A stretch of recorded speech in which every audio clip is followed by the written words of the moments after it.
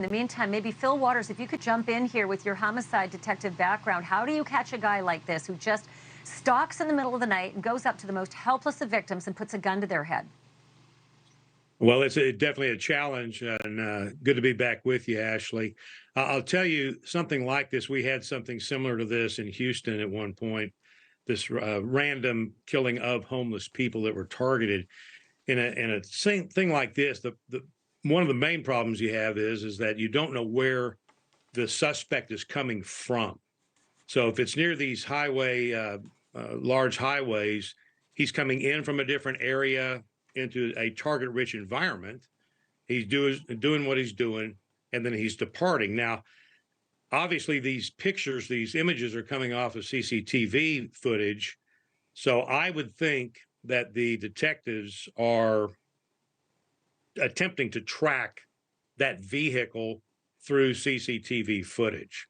And that may get him closer to where the car is going, where it's coming from, may give him visibility of a license plate and so forth and so on. I am a little struck by the kind of the vagueness of these photos. I'm sure they have others that are maybe better quality, but this is what they're releasing at this point in time. So the challenge is they're going to have to blanket areas with their patrol officers. These are happening in the middle of the night, like you said. So there's limited traffic out there. And this car's fairly distinct in its one appearance. A night, right? I mean, we're Friday, but it's been like one almost every night, and then there's been this sort of break Wednesday. Who knows if there's one right now that we don't know of? The body hasn't been found. Someone might just think it's someone sleeping. That's a good point. I want to bring in Dr. Brucato for that.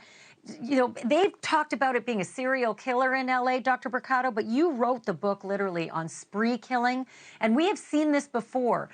People who've gone after homeless people and killed them one after the other. Is this a spree or is this a serial killer?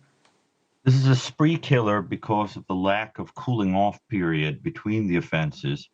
And by definition, this is somebody moving rapidly and randomly all over the place, expressing rage or some other emotion towards a group toward whom there is hostility.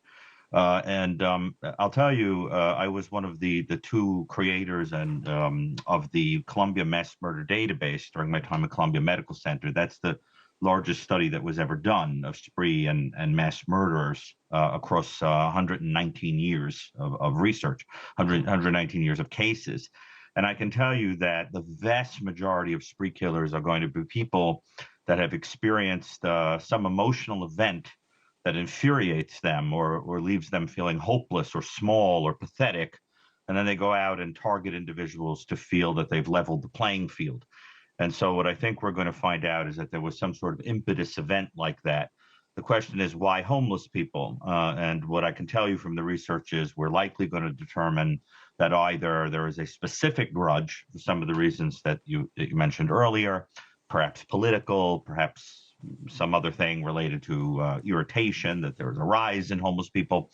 But it may also be something symbolic, like being angry at people who one feels are small, annoying, pathetic, etc., because of identification with them. If a person feels that way, they're going to be irritated towards people, level the playing field by eliminating them.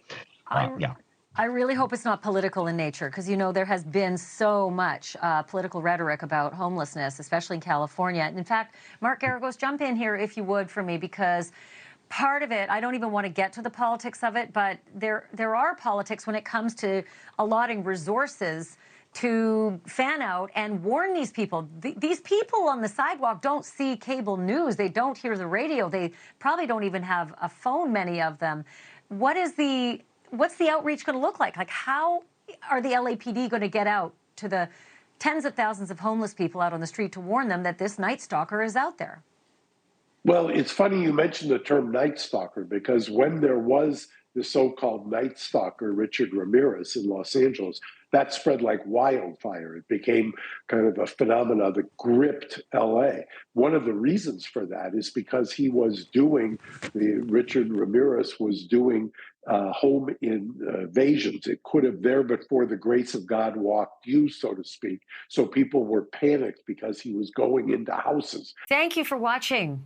Go to newsnationnow.com to find NewsNation on your television provider. And don't forget to click the red subscribe button below to get more of NewsNation's fact-driven, unbiased coverage.